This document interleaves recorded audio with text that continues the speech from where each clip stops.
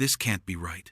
The confused words escaped from Samir al-Mansouri's lips as he sat in his driver's seat outside a modest two-story home in south-central Los Angeles, staring at the address he had written down for his housekeeper's emergency contact information. The 48-year-old oil magnate had driven to this working-class neighborhood to check on Diana Washington, who had failed to show up for work for 3 consecutive days without explanation. Something completely out of character for the 42-year-old African-American woman who had been cleaning his Beverly Hills mansion with perfect reliability for 4 years. But what he was witnessing through the large front window of the small house challenged everything he thought he knew about the woman who had been silently maintaining his luxury lifestyle while he remained completely oblivious to her own circumstances and responsibilities. Through the window, Samir could see Diana moving between what appeared to be multiple hospital beds set up in the living room, tending to elderly individuals with the kind of gentle efficiency that suggested extensive medical training. She was checking IV bags, adjusting oxygen equipment, and monitoring patients with a level of professional competence that seemed impossible for someone he had categorized as simple domestic help.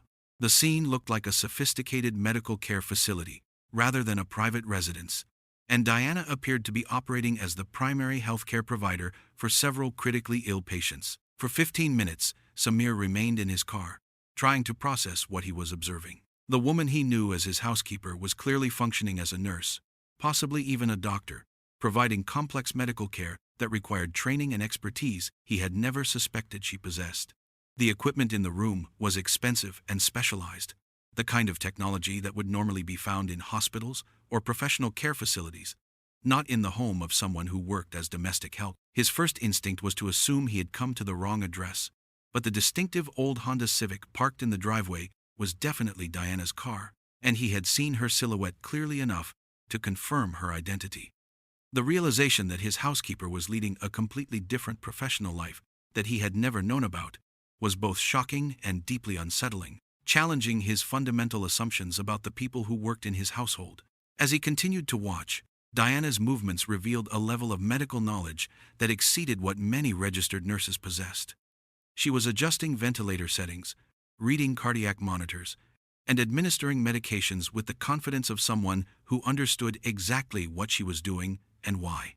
Her interactions with the patients showed both professional competence and genuine compassion, suggesting that this was not just a job, but a calling that she was pursuing with dedication and skill.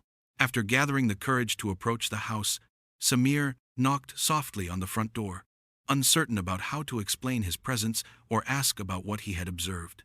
When Diana answered, her surprise at seeing her employer was mixed with exhaustion and stress that spoke to the enormous responsibilities she was managing outside of her work at his mansion. "Mr. Al-Mansouri," she said, clearly trying to process why he would be at her home, "is everything all right? Did something happen at the house that couldn't wait until I returned to work?" Her voice carried the weariness of someone who had been working around the clock, and Samir noticed details about her appearance that suggested she had been under significant strain for several days. "Diana," Samir replied, his voice carrying confusion and growing respect, "I came to check on you because you haven't been to work, but I had no idea about any of this." He gestured toward the medical equipment visible through the doorway. "Are you operating some kind of medical facility in your home? Do you have training that I never knew about?"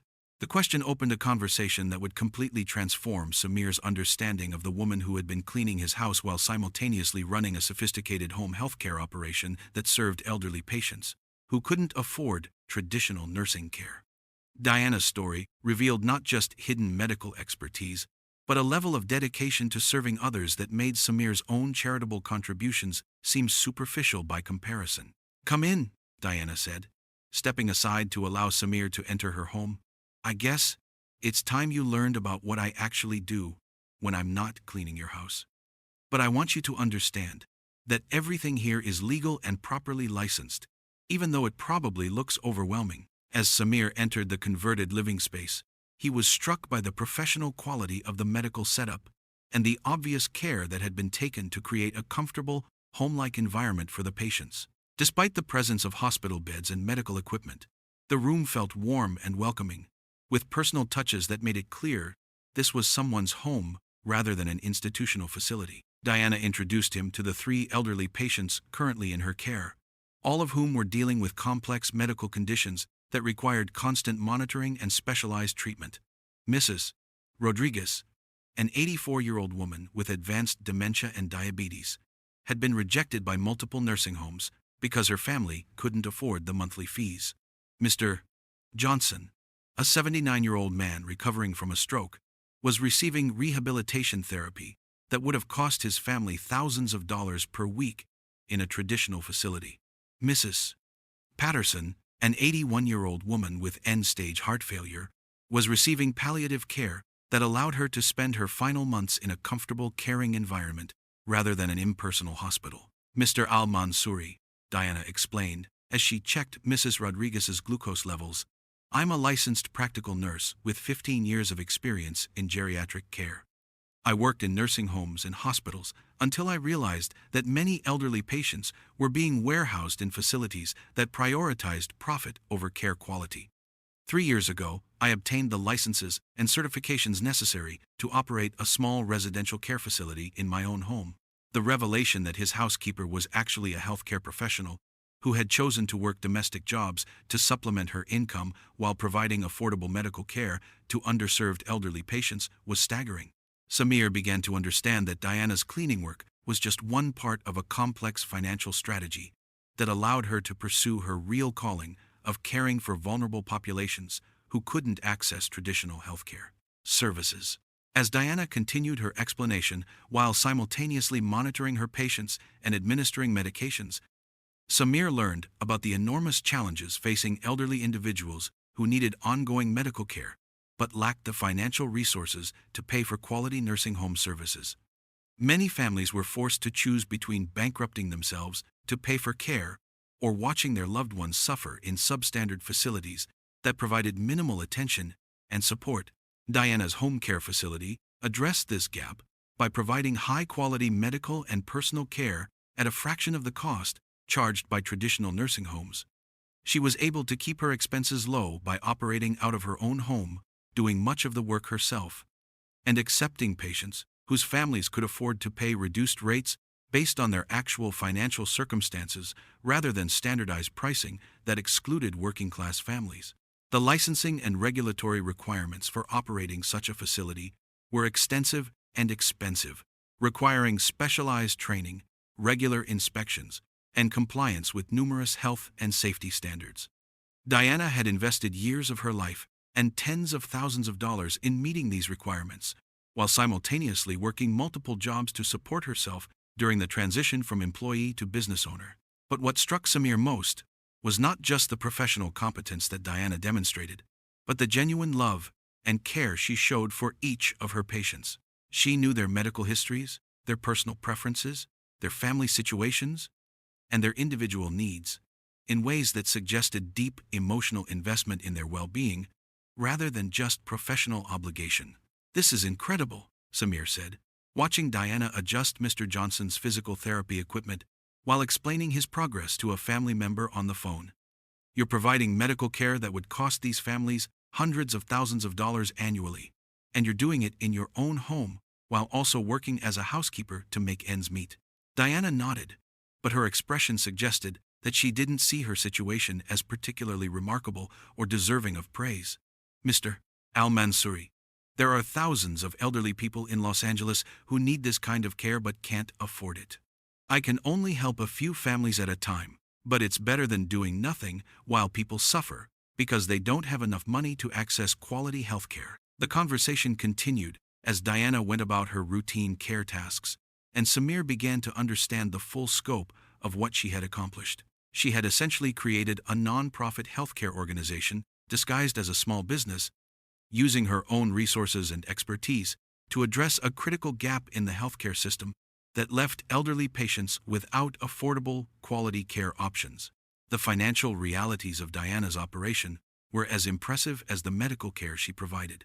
Traditional nursing homes in Los Angeles charged between $8,000 and $15,000 per month for the level of care that Diana was providing, making quality elder care accessible only to wealthy families, or those willing to impoverish themselves to pay for their loved ones' needs. Diana's facility charged families based on their ability to pay, with some patients paying as little as $2,000 per month while receiving care that exceeded what many expensive facilities provided. To make this pricing possible, Diana had structured her life around maximizing the resources available for patient care while minimizing her own expenses and profit margins. She worked as a housekeeper for families like Samir's to generate the steady income needed to cover her mortgage, utilities, and personal expenses, while the payments from her care facility patients went directly toward medical supplies, equipment maintenance, and the occasional part-time nurse who helped when she needed to be away from the facility.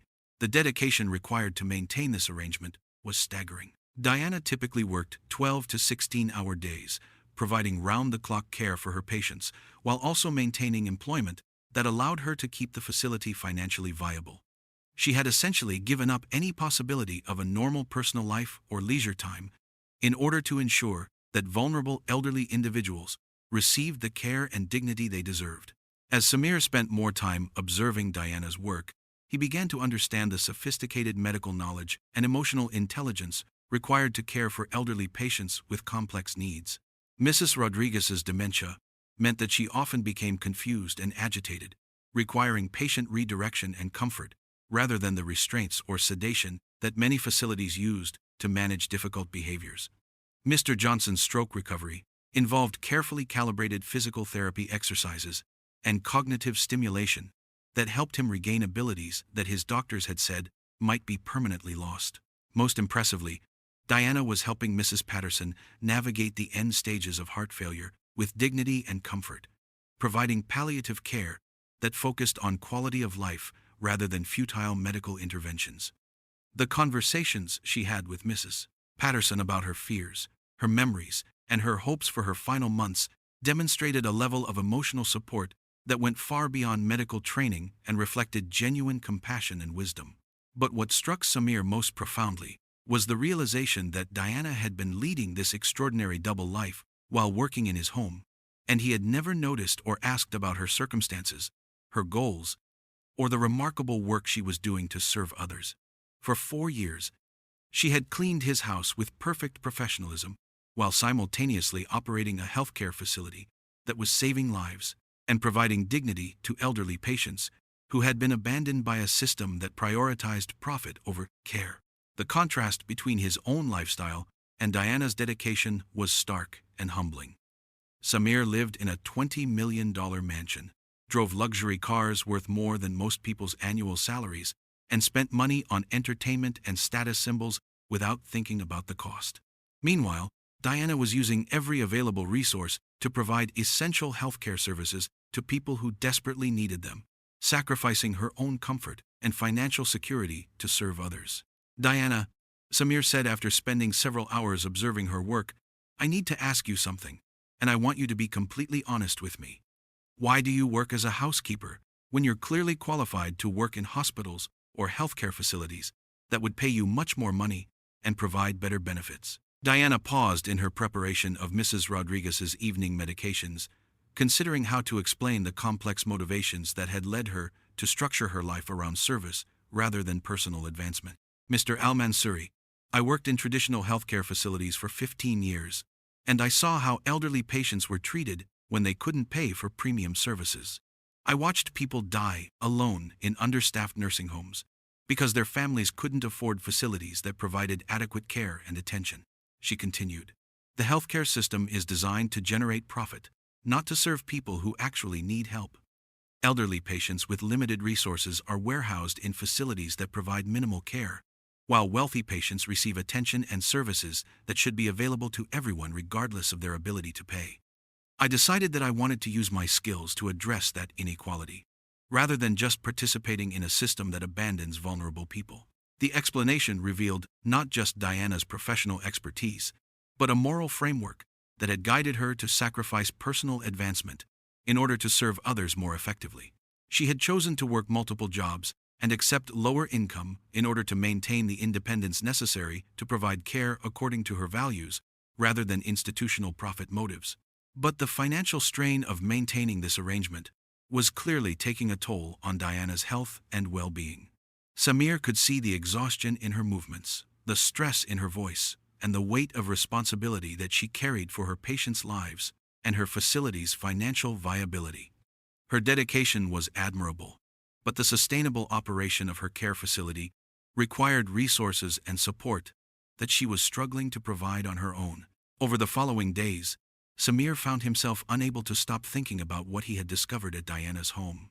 The contrast between his assumptions about her life and the reality of her work challenged his fundamental beliefs about social hierarchy, professional worth, and the relationship between wealth and contribution to society. Diana had been providing services that were literally saving lives, while he had been treating her as invisible domestic help, whose personal circumstances were irrelevant to their professional relationship. The revelation also forced Samir to confront uncomfortable truths about his own life and priorities. Despite his enormous wealth and social influence, his contributions to society were minimal compared to Diana's daily work caring for vulnerable elderly patients. His charitable donations were tax-deductible gestures that required no personal sacrifice, while Diana was dedicating her entire life to serving others at significant cost to her own financial security and personal well-being. More disturbing was the realization that Diana's financial struggles and her need to work multiple jobs were partly the result of a healthcare system that his own political contributions and business activities had helped to create and maintain. His support for politicians who opposed expanded healthcare programs and his investments in companies that prioritized profit over patient welfare had contributed to the very problems that Diana was trying to solve through her individual efforts. When Diana returned to work at his mansion the following week, Samir approached her with a proposal that would transform both of their lives. He had spent days researching the regulatory requirements and financial projections for expanding her home care facility into a larger operation that could serve more patients while providing Diana with sustainable income and support staff. "Diana," Samir said during a private conversation in his study, "I want to invest in expanding your care facility. Not as charity, but as a business partnership that recognizes the value of what you're doing and provides the resources necessary to serve more people who need these services." Diana was initially skeptical about accepting financial support from her employer, concerned about maintaining her independence and ensuring that any expansion would preserve the values and care quality that made her facility special. But as Samir explained his vision for supporting her work, rather than controlling it, she began to see possibilities for serving more families while maintaining the personal attention and affordable pricing that distinguished her approach from traditional nursing homes. The partnership that developed over the following months transformed Diana's small home operation into a network of residential care facilities that served elderly patients throughout Los Angeles. Samir's financial investment allowed Diana to purchase and convert additional properties, hire qualified staff members who shared her commitment to quality care, and expand services to include families who had been on waiting lists for affordable elder care options. But more importantly, the partnership changed Samir's understanding of his responsibilities as a wealthy individual and his relationship with the people who worked in service industries. He began to see domestic workers, healthcare aides, and other service professionals not as interchangeable labor, but as individuals with their own expertise, goals, and contributions to society that deserved recognition and support. The success of Diana's expanded care facilities demonstrated that high-quality elder care could be provided affordably when operations prioritized patient welfare over profit maximization.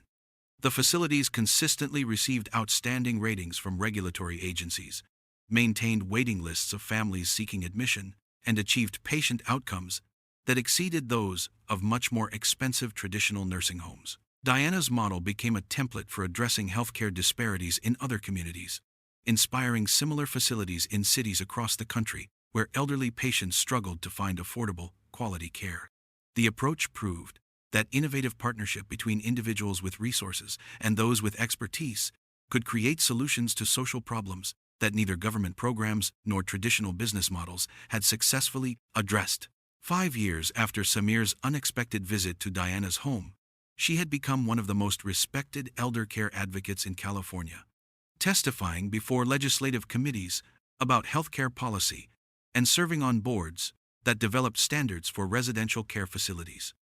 Her work had directly improved the lives of hundreds of elderly patients and their families, while also inspiring systemic changes in how eldercare services were designed and delivered. The legislative testimony that Diana provided proved particularly influential in changing state policies around eldercare funding and regulation. Her first-hand experience operating affordable care facilities while maintaining high-quality standards gave her unique credibility with lawmakers who were struggling to address the growing crisis of eldercare accessibility. She demonstrated with concrete data that excellent care could be provided at 40% lower cost than traditional nursing homes, while achieving better patient outcomes. Diana's influence extended beyond policy advocacy to professional education and training programs that prepared healthcare workers to provide better care for elderly patients with complex needs. She developed curricula for nursing schools that emphasized person-centered care approaches and cost-effective service delivery methods. The training programs attracted healthcare professionals from around the country who wanted to learn her methods for providing excellent care while maintaining affordability and accessibility. Diana's work had created a replicable model that inspired similar facilities in dozens of other communities where elderly patients struggled to find affordable, quality care. The network of Diana-inspired facilities now served thousands of patients across multiple states, demonstrating that her approach was not just a local solution, but a scalable response to national healthcare challenges.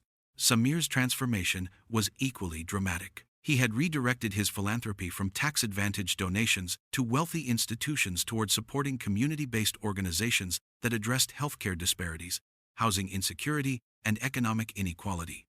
His political contributions now supported candidates who prioritized social welfare over corporate profits, and his business investments focused on companies that demonstrated genuine commitment to improving social outcomes. The scope of Samir's reorientation extended to his business operations as well.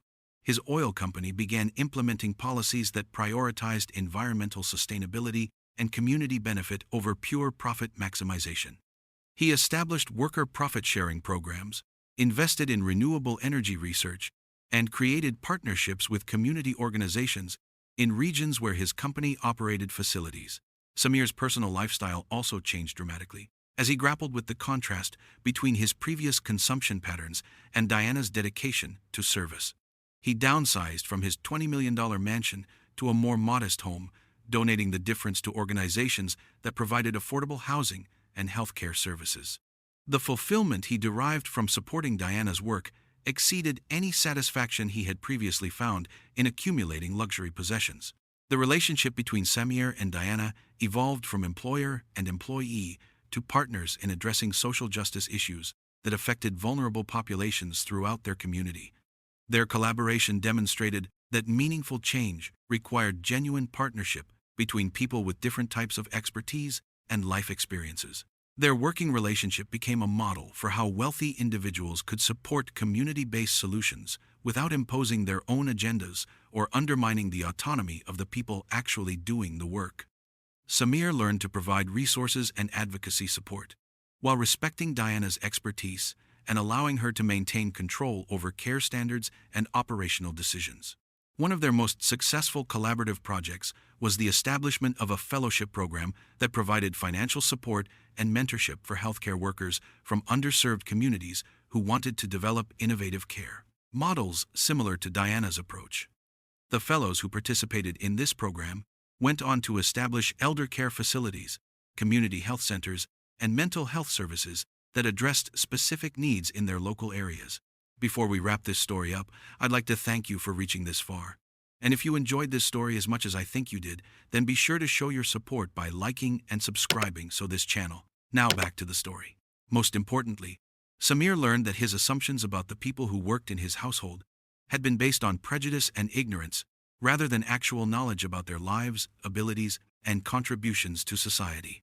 Diana's story taught him that wisdom, dedication, and social value could be found in unexpected places, and that his greatest responsibility as a wealthy individual was to use his resources to support and amplify the work of people who were already serving others effectively. The lesson extended beyond his relationship with household staff to his interactions with all service workers.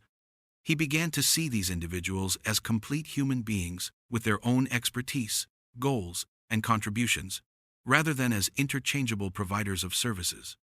This shift in perspective influenced how Samir conducted business, made political decisions, and structured his personal relationships.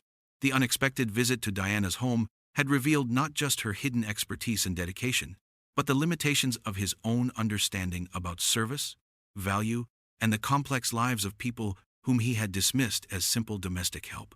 The discovery changed his life by teaching him that real worth came from what people contributed to others' well-being, rather than what they accumulated for themselves, and that the most meaningful relationships were built on mutual respect and shared commitment to serving something greater than personal advancement.